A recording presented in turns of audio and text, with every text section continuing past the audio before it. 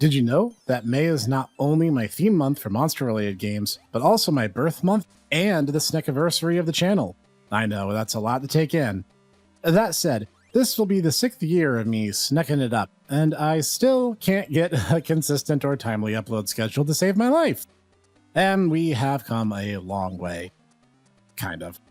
So, I wanted to do something a little different for this review. Specifically, I'm going to review a game and explain how I go about doing so. So, fun fact of the day, this game was the very first Monster Rancher game I ever owned. And it's kind of, sort of, not even a Monster Rancher game. So, enough preamble, let's dive in to Monster Rancher Explorer.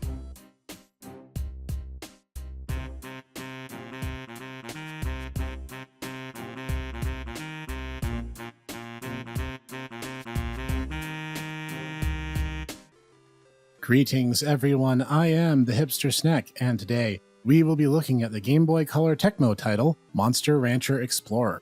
We'll also be going over how a Snek episode is made at the same time. First, I obviously have to pick the title I want to talk about. This is also made simpler during a themed month, and May is the only annual recurring one of those, so a monster game it is. You know, when I actually managed to successfully get the episode out in May.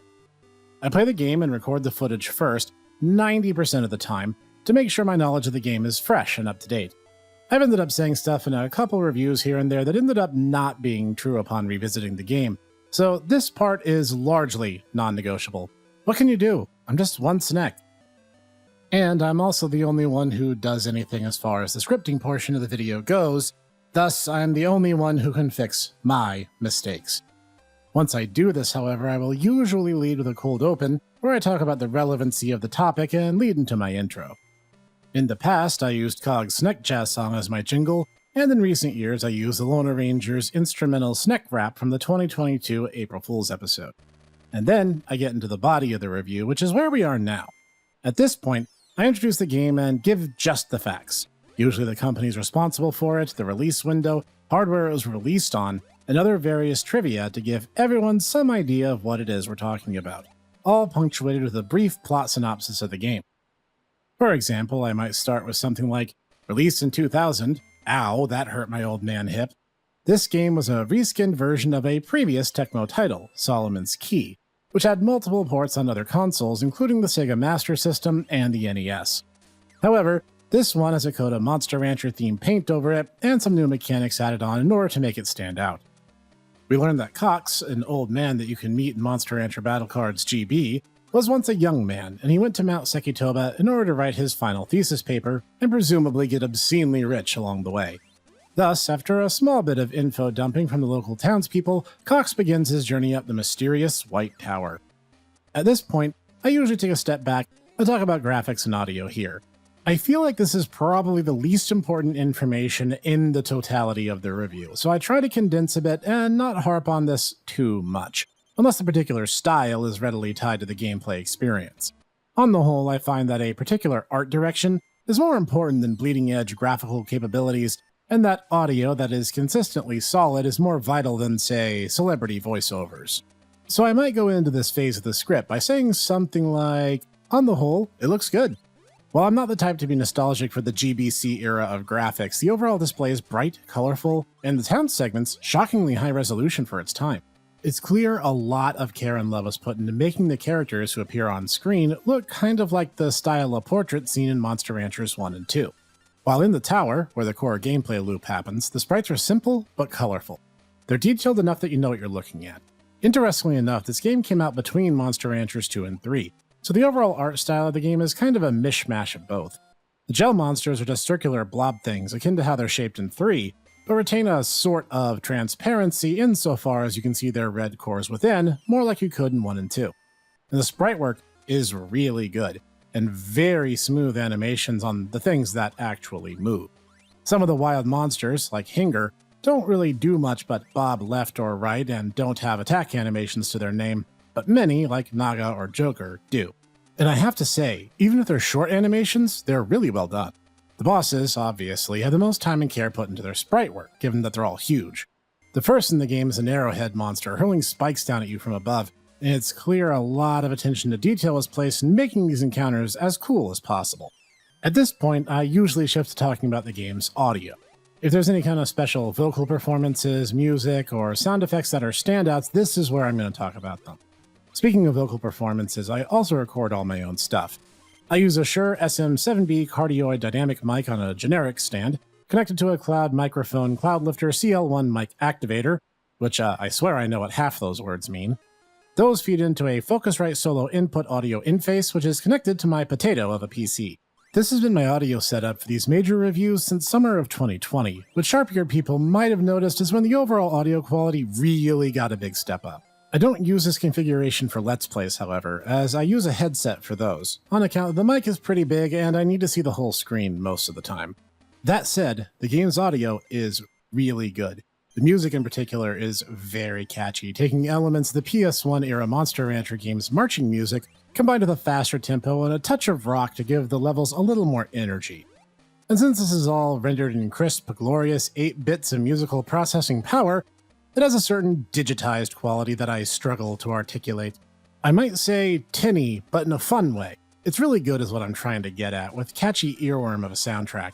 Heck, I liked it enough to use it as my intermission clip for Monster Rancher Let's Plays once I got a little ways in. At this point, we get to the meat of the review, and for me, gameplay is king, ultimately trumping every other aspect of the game from its storytelling to graphics to sound and so on. I always make the gameplay the core section of a review, so I make sure I cover major mechanics, how the game works and feels, as this will dictate whether or not I recommend people seek out this game for themselves. So, for instance, I'd start with, at its core, Monster Rancher Explorer is a puzzle platformer with some action elements mixed in. Cox has 2 main abilities and 1 side skill to his name, and you'll need to get good with all of them. First is jumping by pushing up. Look, I get the Game Boy and its many iterations only ever had 2 buttons, so you had to work with what you had, but I really don't like having to hit up to jump. It's functional, at least. His other main ability is that he can set and remove boxes. While he cannot destroy the gray metal boxes, he can set and break the wooden crates the size of his body, so however he does it, it's a pretty neat party trick. The levels are laid out into grids. The boxes can be placed to the left or right of Cox, or the same but 1 block lower, making for easy bridge building. And lastly, his final skill is to shoot off fireworks, which will trace the contour of the level until either detonating or hitting an enemy monster. See, in addition to puzzle platforming, enemy monsters lurk the levels, and some even have some really nasty habits, like spawning in infinitely from set points on the field. Though usually if they get this benefit, they will also automatically disappear after being active on the field for long enough to inconvenience the player. And each monster behaves differently and needs to be dealt with in different fashions. Gels, the first enemy you encounter, simple-mindedly move left and right across whatever platform they can walk on, and are defeated if Cox knocks them down even a single block beneath them. Meanwhile, Jokers travel left and right in a set row and will actively destroy crates in their way before traveling the opposite direction, making them much more destructive. Some other monsters, like Duck and Heads, are affixed to walls and shoot missiles at fixed intervals to harass you from afar and break any crates that they have in line of sight, so on and so forth. Learning these different monster habits is key to dealing with them, given that the number of fireworks you can find and carry are both limited in quantity. But fireworks aren't the only thing that you find. Hidden treasures abound, from point items like gold and silver to an entire treasury of collectibles, some of which can only be found by placing a crate and destroying it in specific spots on the map. These include disc stone fragments, and by collecting 4 of them, you can forge an empty saucer stone. You can then find secret stages by finding the Phoenix Feather and set locations throughout the game's main 60 levels, in order to go to bonus chambers and find one of 5 specialized unique monsters: Tiger, Hare, Golem, Mochi, and Swayze. Then you can seal them into an empty saucer you formed and take it outside of the shrine, whereupon you can unlock the monster for use. You can only take 1 monster with you at a time, and they act as special effects which are triggered by tapping select, and each has a limited number of uses before you have to go recollect them. For example, Swayze makes all hidden treasures visible, and thereby collectible. Golem demolishes all blocks on the screen, dropping all its occupants to the default stage floor down below, and so on. Hidden goodies abound throughout the game, and finding them all is no easy feat, but some items have a mechanical benefit besides the one I've already mentioned. Commonly, you can find a bell item, which summons a suzerain monster from the exit door's location. Collect a few and you'll be granted an extra life. You run out of lives, you're booted from the tower, and must resume your trek from the last checkpoint area. Chiefly, the floor is numbered with increments of 10. At each of these numbered floors, you'll encounter different puzzle bosses you must use your mad puzzle platforming skills to defeat. And that's how you'll progress to the Great Tower and find all the hidden goodies within. And it's at this point that I take a step back and acknowledge the game's downsides. No game is without fault, and not mentioning them would be disingenuous at best. So here I might say something along the lines of, I'll be honest, some of the stages can come off as a little cheap. In one or two cases throughout, it's very easy to get yourself stuck or end up getting a lost life via something that really isn't the player's fault. Some stages will definitely test your skill and your patience with how they're laid out. Infinitely respawning Nagas raining from above being a very good example of stages that cause Little Snek quite a bit of frustration. The GBC's limited resolution also makes planning your route in advance troublesome. And overall, the game is fairly short, likely a necessity due to hardware limitations. Now, at this point, I usually circle back to something good about the game or mention features that may not have appealed to me specifically, but may very well appeal to others. Once I do this a little, the critique burger is basically completed, and so I'll go for my roundup of the game and a quick summary of my broad feelings on it. For instance, Monster Rancher Explorer also has a really cool feature, that being the level maker. Once you rescue a particular NPC from the tower, you unlock the ability to create and save your own levels, using any of the assets found in the non-boss stages. And using a Game Boy link cable, you can have your friends save levels to their copies of the game and challenge the levels you made for themselves. And if you're the completionist type, you'll find lots to do, given the main game's 60 stories, post-credit levels, and a treasure encyclopedia to fill to 100% perfection. There's a lot to see and do in a very simple game. So overall, I'd say the game is solid. It takes everything it has and plays it to the best of its abilities. The core gameplay is super fun, the exploration is rewarding, and the boss fights are the game's highlight reel. And fun fact, because this game came out prior to Monster Rancher 3 or Monster Rancher Advance, this game was the first time we got to see several new breeds like Rhino Roller, Zan, and Pancho. Just a bit of neat trivia. But yeah, overall, it's a fun game. You ever get the chance to try it, you really should, be it as a fan of Monster Rancher or as a fan of puzzle platforming games. And lastly, it's time to put the bow on it. This is when I do that obligatory YouTuber algorithm begging, reminding people who haven't already the whole like, comment, subscribe shtick, because someday I would love to make this channel, which up to this point has been a passion, to become my life's work and primary focus and occupation. Will I ever get there? Realistically, no, but hey, time will tell. So, in most videos, I'd do the thank yous and sign off something like, if you liked today's episode, hit the like button so I know. And if you haven't already, why not hit the subscribe and bell icon so you never miss future episodes when they drop? Leave a comment down below. Have you played this game before now? Ever heard of Solomon's Key? Let me know. All that being said, be sure to keep joining us here for Snek Tech, Obscure Reviews, Snekflix, and more. And I will see you there. Now, under normal circumstances, that's where the video would end, but here I am giving you exclusive behind-the-scenes look at what goes on during editing. For screen capturing and editing purposes, I use Camtasia. It's not really the best, but it gets the job done, and I discover new functionality on this thing like every other week. Lining the tracks up smoothly is easy and works quite nicely. Bottom track here is the audio track you're hearing right now. Meta, I know. But it makes it easier for me to sync everything to the bottom. This is also true for the April Fool's episodes, but those are considerably more complex.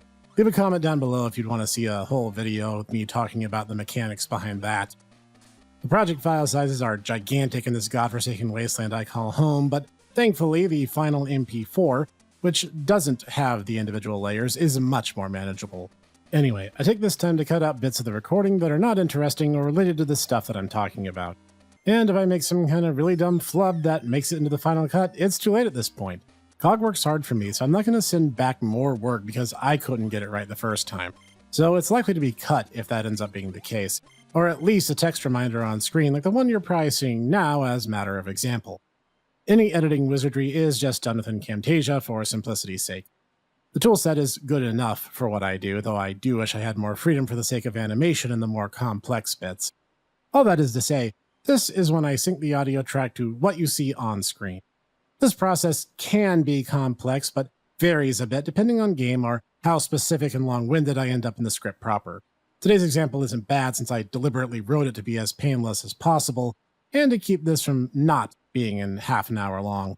Afterward, it's just a matter of making a thumbnail in MS Paint. Yes, I use MS Paint because I literally don't have anything else and zero understanding of how Photoshop or similar programs work, and also because I have zero artistic talent. Why would I be a YouTuber if I had legit talent? Be real. The rejoinder question at this point might very well be, gee, Snek, why not hire some help to money? I make no money on this venture. In fact, when you consider my software, gear, initial startup costs this channel had versus the money I've made off of it, I made a tidy profit of negative $700. I cannot afford artists or editors. The point is I do this because I love doing it. This is fun for me, and while the pace and the precise means by which I do it have evolved over time, it's still my passion. And seeing you guys enjoying these obscure and indie games is all I need to be satisfied. If you want to help in a financial way, there is a subscribe star in the description down below, and more than that, supporting me and the Tomodachi Bros doesn't need to cost you a cent. You guessed it, like, comment, subscribe, share our stuff with anyone you think would love it. It's really that simple. Word of mouth is our most powerful tool, and frankly, you guys being here and watching us is what drives us forward. So that takes us to the last stop for today, the future. And what will it look like? I'll be honest, I don't know. We have largely been feeling our way through this as we've been going. You can think of ways to improve or ideas we can build upon, leave a comment telling us them. Even if I don't have anything profound to say, I do read every comment on every video. And we'll keep working hard to entertain you guys and introducing more and more great games, both in Let's Play and review format. And no matter what it ends up being, I will see you there.